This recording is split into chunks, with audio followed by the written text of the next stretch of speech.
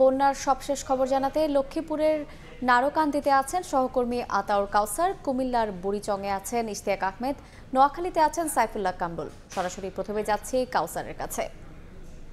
আমি এই মুহূর্তে আছি লক্ষ্মীপুর পৌরসভার 11 নম্বর ওয়ার্ডে, অর্থাৎ যে পরিমাণ পানি আমার পেছনে দেখছেন সেটি লক্ষ্মীপুর পৌরসভাতেই প্রবেশ করেছে এবং এই যে পানি, তাই সেই পানিটি বেড়েছে গত রাতের পর থেকে।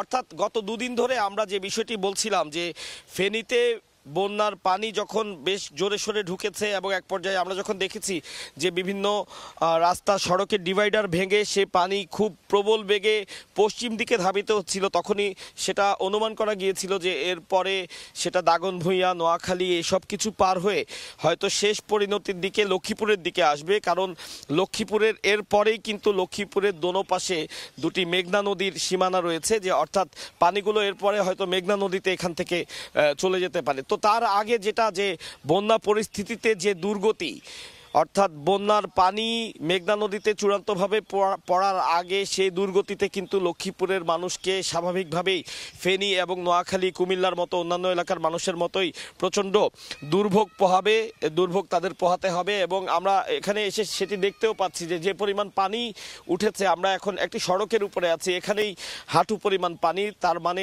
রাস্তার দুপাশে যে ঢালু জায়গা আছে সেখানে যে পরিমাণ বাসাবাড়ি রয়েছে, সেই বাসাবাড়িতে স্বাভাবিকভাবেই তাহলে ধরে নেওয়া যায় অনেক বেশি পরিমাণে পানি উঠেছে। এবং এর কারণে আর যত কিছুই হোক সেটি স্বাভাবিক জীবনযাপন নয়, এ তো অনায়াসেই বলা যায়। আমরা কয়েকজনের সাথে কথাও বলেছি, তারা জানিয়েছেন যে তাদের চৌকি পর্যন্ত, অর্থাৎ খাট পর্যন্ত পানি উঠেছে, তারা খাটের উপরে আশ্রয় নিয়েছে, মাটিতে নামতে পারছে না। বয়স্ক বাবা মা নিয়ে, শিশুকে নিয়ে তারা খাটের উপরে আশ্রয় নিয়েছেন এবং রান্নার কোনো উপায় নেই, যেহেতু তাদের যে, আমি এর আগেও বলেছি যে এখানে অধিকাংশ অনেকেই মাটির চুলায় রান্না করেন, তো সেই মাটির চুলা আপনার পানির নিচে ডুবে গিয়েছে, যার প্রেক্ষিতে রান্না বান্নারও কোনো ব্যবস্থা নেই। অর্থাৎ অন্যান্য জেলাগুলোতে বন্যা দুর্গততে যে দুর্ভোগ, লক্ষ্মীপুরে পানি ওঠার সাথে সাথে সেই দুর্ভোগ পোহাতে শুরু করেছে লক্ষ্মীপুরের মানুষজন।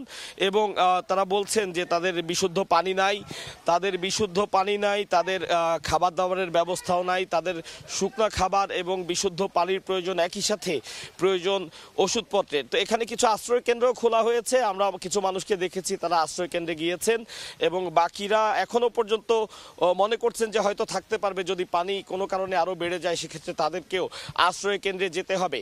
তো এটি ছিল লক্ষ্মীপুরের চিত্র।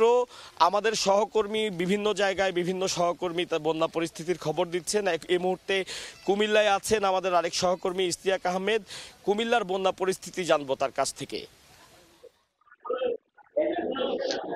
কুমুদা নদী বাঁধ ভাঙার কারণে কুমিল্লার যে 3টি উপজেলা রয়েছে, 3টি উপজেলায় কিন্তু 178টি গ্রাম ইতিমধ্যে প্লাবিত হয়েছে। এবং বিশেষ করে আমি যদি নামটি বলতে চাই, যে কুমিল্লা বুড়িচং উপজেলা, ব্রাহ্মণপাড়া উপজেলা এবং বিশেষ করে কুমিল্লা আদর্শ সদর উপজেলায় 3টি উপজেলায় 178টি গ্রাম ইতিমধ্যে প্লাবিত হয়েছে। এবং একেবারে যদি বলতে চাই, পানি বন্দী হয়েছে একেবারে 3 লক্ষাধিক।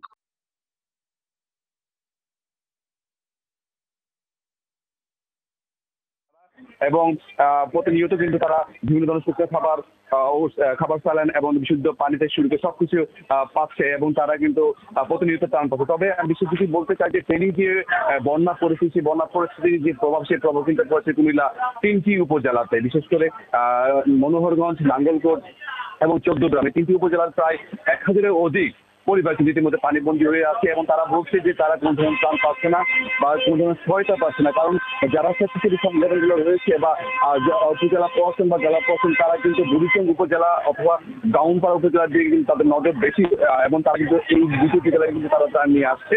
তবে বিশেষ করে যে নাঙ্গলকোট, 14 গ্রাম এবং বিশেষ করে যে মনোহরগঞ্জে 3টি উপজেলায় প্রায় 1000-এর অধিক পরিবার এখনো পানিবন্দী অবস্থায় রয়েছে এবং তারা কিন্তু পর্যাপ্ত পরিমাণ ত্রাণ পাচ্ছে না বলে তারা বলছে। তার পাশাপাশি তারা যারা বৃদ্ধ রয়েছে, যারা বয়স্ক রয়েছে, তারা কিন্তু বিভিন্ন রোগে আক্রান্ত, তারা কিন্তু ওষুধ পাচ্ছে না, অর্থাৎ চিকিৎসা সেবা পাচ্ছে না বলে আমরা জানতে পেরেছি। তার পাশাপাশি যদি বলি, গতকাল রাজাপুর এলাকা থেকে কিন্তু একটি স্বেচ্ছাসেবক সংগঠন তারা কিন্তু বলছে যে একজন নবজাতকের জন্ম নেয় সেখানে পানিবন্দী অবস্থা থাকা এবং তখন তাদেরকে উদ্ধার করে নিয়েছে এবং বিশেষ করে একজন মৃতদেহকে উদ্ধার করেছে বলে তারা তাদের দাবি করছে। তবে সবকিছু মিলিয়ে বলতে গেলে যে কুমিল্লার যে বন্যা পরিস্থিতি, সেটা কিন্তু ক্রমান্বয়ে ভয়ানক রূপ ধারণ করছে হচ্ছে এবং আমরা বলতে চাই যে মৃতদেহকে উদ্ধার করেছে বলে তারা তাদের দাবি করছে। তবে সবকিছু মিলিয়ে বলতে গেলে যে কুমিল্লা যে বন্যা পরিস্থিতি সেটা কিন্তু ক্রমান্বয়ে ভয়ানক রূপ ধারণ করছে এবং আমরা বলতে চাই যে এই মুহূর্তে যে বন্যা পরিস্থিতি সেটা কিন্তু প্রতিনিয়ত একটি পর একটি গ্রাম প্লাবিত হচ্ছে এবং সেই প্লাবিত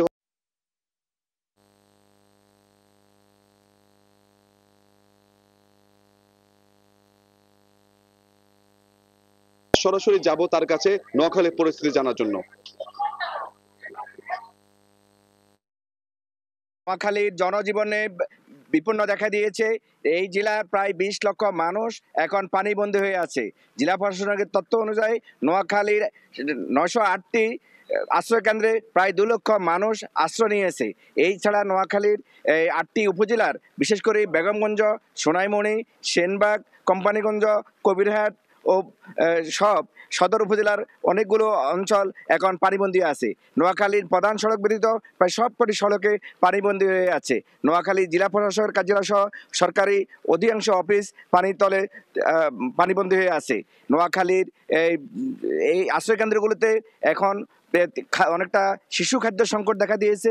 এছাড়া পানি বৃদ্ধি হওয়ার কারণে বিশেষ করে গত 2 দিন বৃষ্টি না হওয়ার পরে গতকালকে পানি কমতেছিল, কিন্তু গত রাত 12টার পর থেকে বৃষ্টির কারণে এখানে পানি আরো বৃদ্ধি পেয়েছে।